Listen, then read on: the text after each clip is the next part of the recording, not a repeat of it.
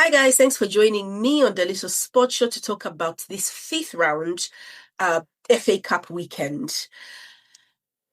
By the end of the weekend, we are going to know exactly the 8 teams that are going to be going into the quarterfinals of this cup. We've got some Premier League clashes. We've got some potential giant killings. I haven't predicted any, but it's probably going to happen. I'm going to play it safe. I know I am. That's just the way. And I'm just going to go on instinct. And some really tough matches, I think, for certain teams. So in the next few minutes, let's predict all the games that are going to be happening over the weekend. Let's get into it, guys. We're going to start with Wolverhampton, Wolves versus Liverpool. Now, we know what happened to this matchup only the other day. Basically, Liverpool went to Wolves and they crashed out, honestly, losing 2-1 to a team that's bottom of the table. Wolves have been giving all the big clubs nightmares. They gave Arsenal a right nightmare, 2-2 draw. And it's one of those teams where you think, why are they at the bottom of the league? Because they are so good. They are so fast. They're so threatening. But I still feel like this will be probably a bit too much to ask for, considering Liverpool only lost the other day. I can't see Liverpool letting them win.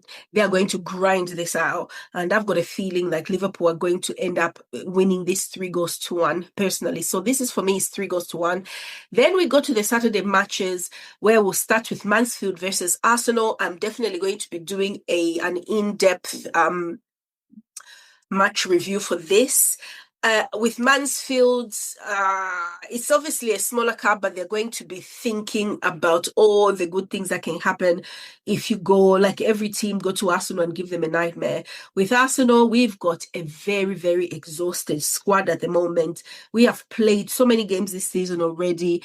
Our central midfielders like Declan Rice, Zubimendi, they're all breathing fumes at the moment. They are exhausted, so we can expect in this matchup to see so many rotational changes, but I'll still go for an Arsenal 3-0 win for me personally, even with the changes, because we'll still have Jesus up front, we'll have Martinelli starting probably, we'll have Noni Madueke, my Bezzy playing, so it's a 3-0 win for Arsenal.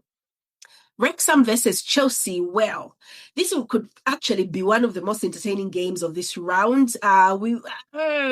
Wrexham, apparently, people who know Wrexham, they say they like a big occasion and they'll know that they can go. You know, with Chelsea, they're very good individual players. When you see them individually, they're looking, oh, Caicedo, oh, Reece James. But can they go and, defeat a team they don't know?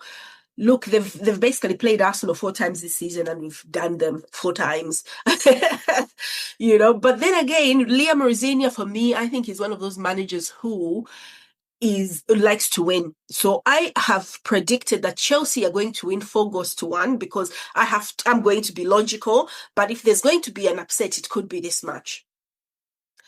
Now, Newcastle versus Manchester City is another Saturday game, and this could prove to be the biggest game of the weekend. You've got Manchester City, like Arsenal, who are still fighting on 4 fronts. They are slightly behind Arsenal in the league table, 7 points behind, but technically it's 4 because they've got a game in hand.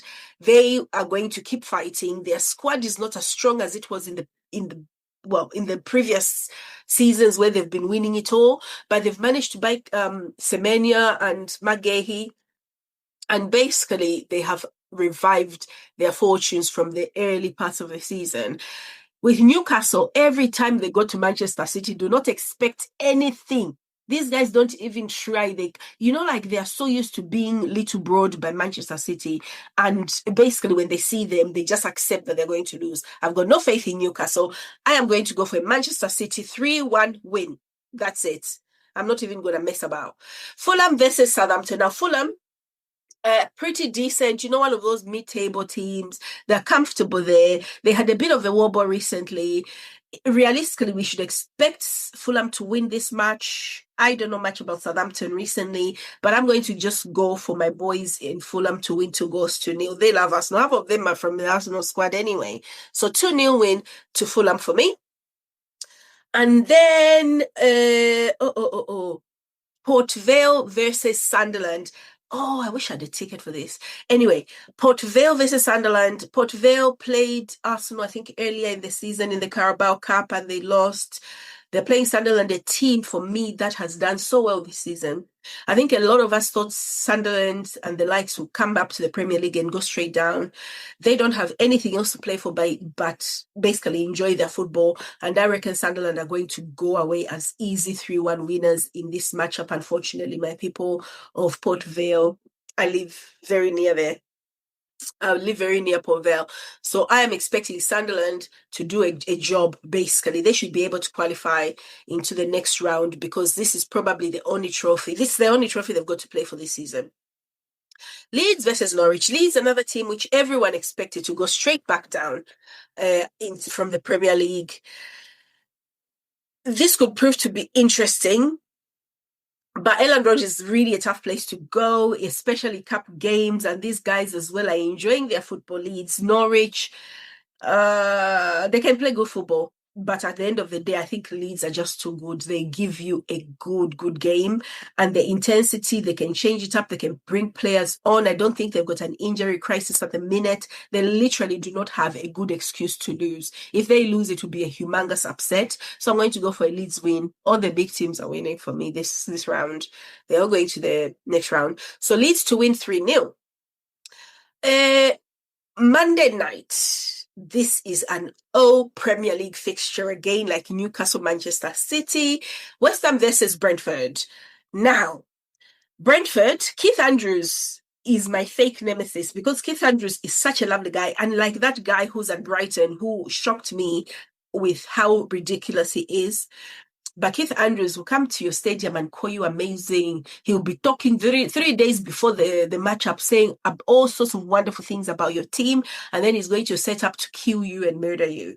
So for me, with West Ham's troubles, West Ham do not need a cup run. West Ham need to put all the academy students because they've got a chance of escaping that relegation zone. They've got a big game against Manchester City coming up very soon. They do not need to be messing around in the FA Cup this season. Jack it up, get Spurs relegated by losing to Brentford. I reckon Brentford are going to do them 4 goals to 2. They're going to try. I mean, they're competitive. Let's be honest. West Ham are not going to go into that game deliberately trying to lose. So they are going to go there, but I think they'll still come up short because Brentford and history of this matchup, they have lost the last 2 games against Brentford anyway.